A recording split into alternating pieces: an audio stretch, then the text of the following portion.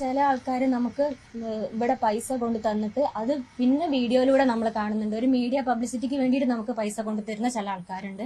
അത് പിന്നീട് നമ്മൾ മീഡിയ വഴി കാണുമ്പോൾ നമ്മുടെ വിഷമം ഒന്ന് ആലോചിക്കണം. അതായത് ഈ വ്യക്തിയും കുറച്ച് സംഘവും ഇവിടെ എത്തിയിരുന്നു.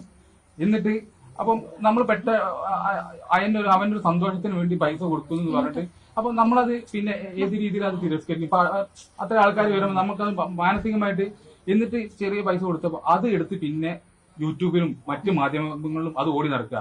ഇന്ന വ്യക്തികൾ ഈ പൈസ കൊടുത്തു. എത്രത്തോളം മ്ലേച്ഛമായ കാര്യങ്ങളാണ് ചെയ്തുകൊണ്ടിരിക്കുന്നത് ആലോചിക്കുക. ഞങ്ങളെ സംബന്ധിച്ചിടത്തോളം ഞങ്ങൾ ആ തലത്തിലേക്ക് എത്തിക്കഴിഞ്ഞിരുന്നു. ലോറി ഉടമ അല്ല തന്നത്, അദ്ദേഹത്തിന്റെ കൂടെ വന്ന കുറച്ച് ആൾക്കാരായിരുന്നു. 2000 രൂപയാണ് തന്നത്. ഇതെല്ലാം ഓപ്പൺ ആയിട്ട് പറയാൻ കാരണം ഇതിൽ കളങ്കമില്ല, ഞങ്ങൾ ഒന്നും ആഗ്രഹിക്കുന്നില്ല എന്ന് പൊതുസമൂഹത്തിനെ ബോധ്യപ്പെടുത്താൻ വേണ്ടി മാത്രമാണ് ഇത്